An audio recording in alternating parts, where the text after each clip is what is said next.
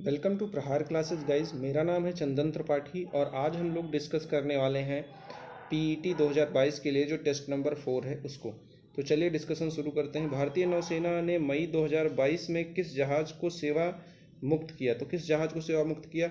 INS Gomti को सेवा मुक्त किया। गुजरात सरकार ने हाल ही में ड्रैगन फ्रूट का नाम बदलकर क्या रखने की योजना की? तो कमलक्कम फ्रूट रखने की घोषणा की। गणतंत्र दिवस परेड में फाइटर प्लेन, ये आप लोग ध्यान में रखिएगा, फाइटर प्लेन इसमें कीवर्ड है। उड़ाने वाली पहली महिला फाइटर कौन बनी? भावना कांत बनी। ये कहाँ की हैं ये आप लोग कमेंट सेक्शन में बताइए। क्वेश्चन नंबर 54 देखते हैं।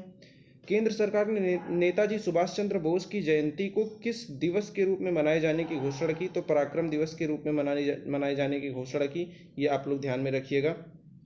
अगला देख लेते हैं। निम्न में से किस देश की सरकार ने ईस्ट इंडिया कंपनी के शीर्ष अधिकारी रॉबर्ट क्लाइव को इंडियन सिल्वर दरबार के मॉडल के निर्यात पर रोक लगाई? तो ब्रिटेन।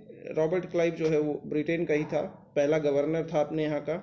ये आप लोग ध्यान में रखिएगा। ओपन स्काई संधि से अलग होने के बाद किस देश ने इस संधि में फिर से जाने की घोषणा की? तो रूस ने की। दूरसंचार उपकरण और सेवा निर्यात संवर्धन परिषद टेप्को ने किसको नया अध्यक्ष अपना नियुक्त किया? ये नई नियुक्तियां जो है उसका क्वेश्चन है। तो संदीप अग्रवाल को अभी टेप्को का नया अध्यक्ष चुना गया। तो विश्व चॉकलेट दिवस कब मनाया जाता है? विश्व चॉकलेट दिवस 7 जुलाई को दोस्तों मनाया जाता है। गोवा में आयोजित होने वाले 51वें भारतीय अंतर्राष्ट्रीय फिल्म महोत्सव में किस देश को कंट्री इन फोकस या फोक्स देश के तौर पर चुना गया? तो बांग्लादेश को चुना गया था।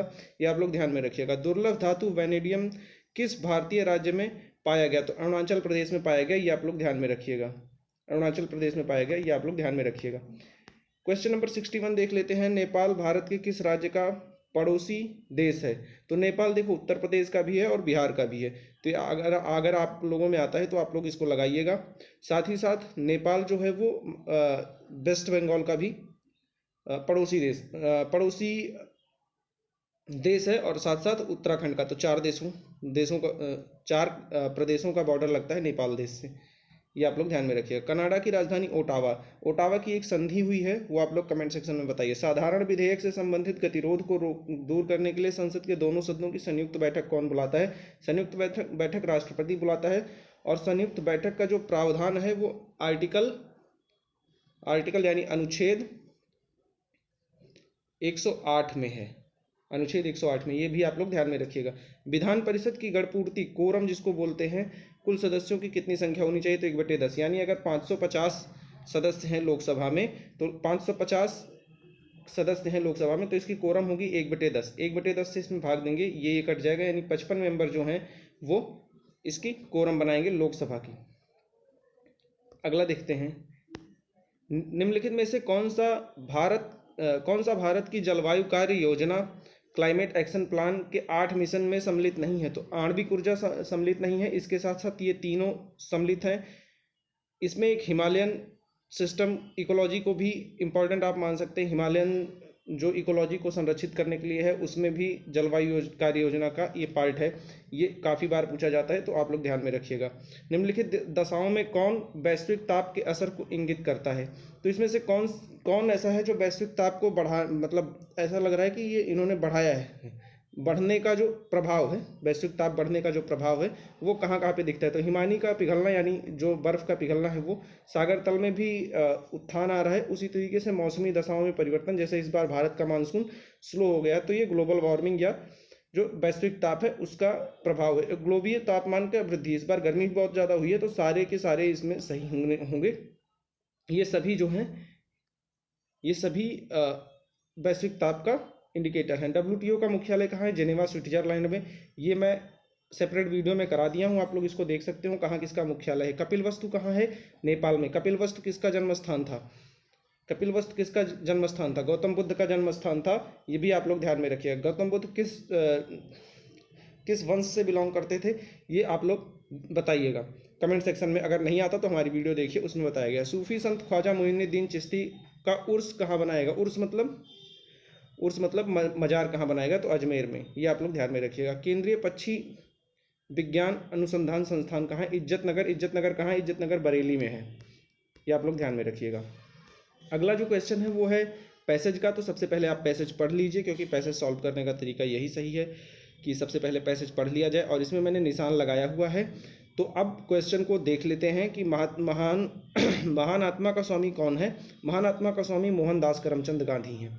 गांधी जयंती कब मनाई जाती है ये भी दिया गया है, 2 अक्टूबर को। छीणकाय का मतलब क्या होता है? छीणकाय एकदम लास्ट वाली लाइन में है, अगर आप लोग देखोगे तो छीणकाय यहाँ वाली लाइन में है। छीणकाय होकर महान आत्मा थे। छीणकाय मतलब दुबले पतले, मतलब बहुत ज़्यादा अच्छा शरीर नहीं था, फिर भी वो महान आदमी थे, दुबला पतला। सत्य और अहिंसा किसके हथियार थे? गांधी जी के।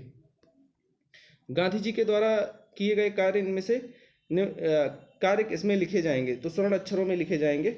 ये भी मैं नीचे अंडरलाइन किया हुआ हूँ, वो आप लोग देख लीजिएगा। अगला जो पैसेज है वो है धरातल से युद्ध की विभीषिकाओं को। ये आप लोग पढ़ लीजिएगा वीडियो पॉज करके यहाँ तक, और जहाँ जहाँ पे भी आंसर मिला है वहाँ पे मैंने अंडरलाइन कर दिया है, आप लोग भी देख लीजिएगा। 76 क्वेश्चन क्या है? विश्व में शांति क्यों आवश्यक है मानव जाति के विकास के लिए? विश्व शांति की स्थापना के लिए सबसे आवश्यक क्या है? तो अहिंसा और प्रेम। कठोर से कठोर हृदय को कोमल बनाया जा सकता है अहिंसा द्वारा। किसी भी राष्ट्र के स्वर्णिम युग का प्रमुख तत्व क्या है? शांति, सुख और रचनात्मक कार्य। नितांत का मतलब क्या है? बिल्कुल। ये जो पैसेज है ये पीसीएस में भी आ चुका है, तो आप लोग ध्यान में रखिएगा, इसलिए इम्पॉर्टेंट है। अब देख लेते हैं कैसे पढ़ा जाता है। जो ग्राफ वाले क्वेश्चंस आते हैं ये काफ़ी लोगों का सही नहीं होता और बहुत इजी क्वेश्चन होते हैं, तो वीडियो को बिल्कुल भी भगाइएगा मत, बिल्कुल भी आगे मत कीजिएगा। पूरा वीडियो देखिए, उसके बाद ही आपको समझ में आएगा। अब देखिए, निम्न स्तंभ आरेख में एक कंपनी के लगातार 6 वर्षों के उर्वरक उत्पादन लाख टनों में दिया है। ये भी आप लोग ध्यान में रखिएगा, लाख टनों में दर्शाया गया है। इस आलेख का अध्ययन करके उत्तर दीजिए। तो 1995 में कितना लाख टन है? 70 लाख टन। यहाँ पे देखो ये निशान बनाया हुआ है, 70 लाख टन। 1996 में कितना है? ये वर्ष है और इधर ईयर है। तो जहाँ पर ये कट करेंगे ना, जैसे मान लो कि 1996 का पूछ रहा है, तो 1996 पूरा ऐसे एक आप लाइन ड्रॉ करोगे, तो 1996 और जहाँ पर ये लाइन यहाँ पर कट कर रही है, ठीक है, इस तरीके से आप इसको मिलाओगे तो आपको दिखेगा कि 70 टन ही यूज हो रहा है। चलिए आगे क्वेश्चन देख लेते हैं। प्रथम 3 वर्षों के उर्वरकों का औसत उत्पादन तथा अंतिम 3 वर्षों के औसत उत्पादन का अंतर लाख टनों में कितना है? अब देखो, पहले 3 का अगर आप देखोगे, पहले 3 का 70, फिर उसके बाद 80 और फिर उसके बाद 90। तो 8, 7, 15, 15, 9, 24, 240। और लास्ट का 3 देखोगे आप तो 80, 60, 140 और 140 और प्लस 75 यानी 215। अब इन सब का औसत निकालना है, तो इसका भी बटे 3, इसका भी बटे 3, दोनों को आप घटा लोगे तो 240 में से 215 गया, कितना हुआ? 240 में से 215 गया 25, 25 बटे 3 इसका आंसर आएगा, यानी 8 सही 1 बटे 3 इसका आंसर आएगा, जो यहाँ पे मैं लगा चुका हूँ। वर्ष 1995, 97 और वर्ष 99 के कुल उत्पादन और शेष 3 वर्षों के कुल उत्पादन का अनुपात कितना है? तो देखो, लास्ट वाला जो कुल उत्पादन था वो अभी हम निकाल चुके हैं। लास्ट 3 वर्षों का उत्पादन वो 225 था, और 1995, 97 और 99 का जो उत्पादन है, सॉरी, ये 235 है, और इसका जो है वो 220 है। अब इसको आप काट पीट के निकालेंगे तो इसका जो आंसर आएगा वो 44:47 आएगा। अगला देख लेते हैं। 83 नंबर क्वेश्चन है। 1998, 2000 तथा 2000 के उर्वरकों का कुल उत्पादन वर्ष 1997 और 1999 के कुल उत्पादन का x% है, तो x का मान कितना होगा? x% है तो x का मान कितना होगा? चलिए देख लेते हैं। अब इसको जो सॉल्व करेंगे आप, तो 1997 में 90 है और 1999 में 60 है, तो 90 और 60, 90, 60, 150, 150। अब 150 गुणे x% है इसका 100%, बराबर किसका है? किसके है? जो अगला है, यानी 1998 में 80 है और प्लस 1996 में 75, एक सेकेंड, 2000 में जो है वो 75 है। तो दोनों को अगर हम जोड़ देंगे तो अब इस पूरे इक्वेशन को आप सॉल्व कर लेंगे तो आपका आंसर आ जाएगा, यानी आपका आंसर आएगा 100, एक सेकेंड, 103 सही 1/3 आपका आंसर आ जाएगा। इसी तरीके से आप वह वर्ष कौन सा है जिसमें उर्वरकों का उत्पादन सभी 6 वर्षों के औसत उत्पादन के लगभग बराबर है। तो सभी वर्षों का आप औसत उत्पादन निकालेंगे सभी वर्षों का, और क्योंकि 6 वर्षों का दे रखा है तो उसमें 6 से भाग दे देंगे। इसको मैंने लगाया हुआ है तो मैं आपको बता सकता हूँ कि 2000 इसमें जो औसत उत्पादन आएगा वो 455/6 आएगा, और जो 103 सही सॉरी 455/6 75 सही 5/6 टन आएगा, जो कि सन 2000 से ज़्यादा है। वह वर्ष कौन सा था जिसमें पिछले वर्ष की उत्पादन की तुलना में सबसे अधिकतम वृद्धि हुई। तो उत्तर ग्राफ से स्पष्ट नहीं है, ये चीज़ ग्राफ से स्पष्ट नहीं निकाली जा सकती है। अगला जो बार ग्राफ का क्वेश्चन है उसको हम देख लेते हैं। ये एक बार ग्राफ की तरह दिया हुआ है, इसमें अलग अलग परसेंटेज का जो है वो खर्चा दिया है और उसकी कमाई दी हुई है। टोटल आप जोड़ के देखोगे तो ये 100% आपका निकलेगा। 100% निकलने के बाद अब 100 में से जो 25% है, 25% बराबर कितना होता है, 1/4। तो 1/4 भाग वो क्या करता है, किराए पे खर्च कर देता है। 18% मान लें, 100 अगर वो कमा रहा है तो 18 रुपया वो बचत कर रहा है, उसमें से 12 रुपया वो परिवहन पे खर्च कर रहा है, यानी अपने ट्रांसपोर्टेशन पे, 5% कपड़ा पे खर्च कर रहा है, 10% वो किसी फुटकर पे कम कर रहा है, और 30 रुपया जो है वो कम खर्च कर रहा है भोजन पे, 25 रुपया किराए पे। तो आप आगे देख लेते हैं। 4800 रुपये का व्यय होता है, तो सभी मदों पर कुल कितने रुपए का व्यय होगा। 4800 यानी व्यय जो है 4800 रुपये का व्यय होता है, तो सभी मदों पर कुल कितना व्यय होगा। अच्छा, भोजन पर कुल व्यय हो रहा है, ठीक है। तो 30% बराबर 4800, 1% बराबर क्या होगा, 160, ठीक है। 1% बराबर 160, तो 100% बराबर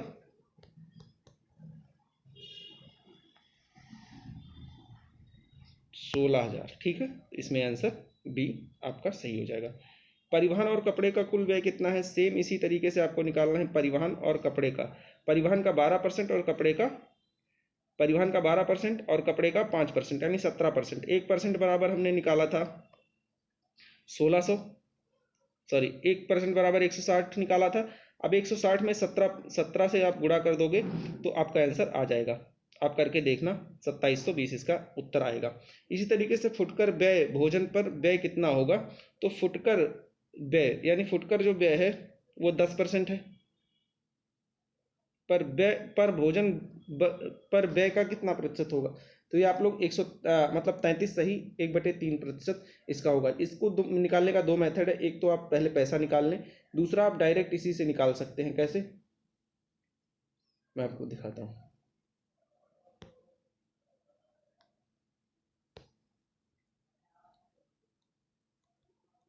फुटकर पर जो व्यय है वो 10% है, और किस पे पूछा है, फुटकर व्यय भोजन व्यय का कितना प्रतिशत है। भोजन व्यय जो है वो 30% है, 30%, और फुटकर व्यय जो है 10% है। इसको गुणे 10 कर देंगे, 100 कर देंगे, अब आपका आंसर आ जाएगा। तो 100/3 यानी 33 सही 1/3% आपका आंसर आया हुआ है, आप लोग देख सकते हैं।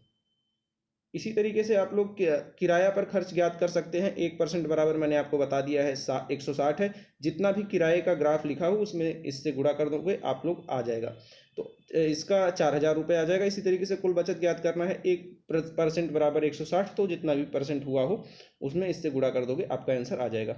चलिए क्वेश्चन नंबर 91 से 95 का जो ग्राफ वाला क्वेश्चन है उसको भी देख लेते हैं इसी वक्त, ताकि आपका कॉन्सेप्ट क्लियर होता रहे। चलिए क्वेश्चन को पहले पढ़ लेते हैं 91 से 95 तक। नीचे दिए गए प्रश्नों के उत्तर देने के लिए दी गई तालिका का अध्ययन कीजिए। सबसे पहले ये जान लीजिए कि जन स्वास्थ्य सेवा का व्यय कितना है अलग अलग वर्षों में। वर्ष और सेवा में क्या क्या व्यय है। ये वर्ष है, 4 वर्षों का इन्होंने व्यय दे रखा है। निवारण के लिए कितना व्यय है, चारों वर्षों में इतना है।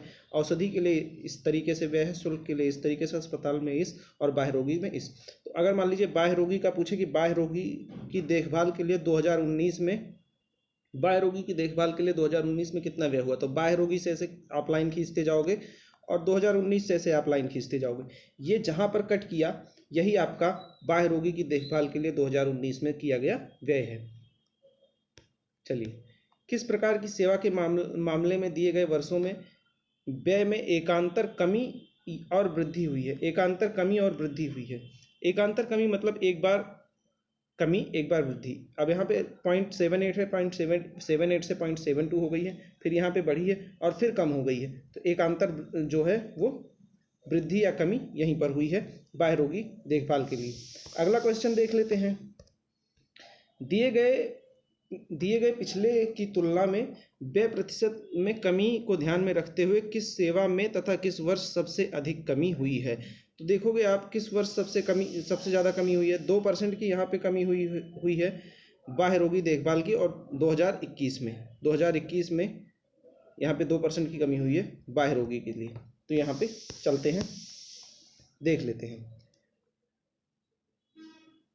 ये वाला उत्तर सही है। वर्ष 2021 हेतु औषधि पर व्यय, अस्पताल का व्यय का कितना प्रतिशत है, तो 25% है। ये आप लोग ध्यान में रखिएगा इसको। औषधि आप वहां से निकाल भी सकते हैं, कैसे, चलिए मैं आपको एक बार ग्राफ देख के आपको बता देता हूं कैसे आप लोग निकाल पाओगे।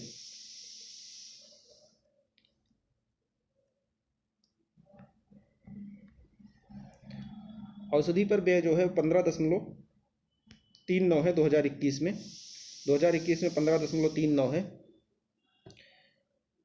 और टोटल आप जब निकालोगे तो इसका 59.87 आएगा। अब इसमें से आप इस इक्वेशन को अगर आप सॉल्व कर लोगे 15.39 को और गुणे 100 को, तो आपका उत्तर आ जाएगा।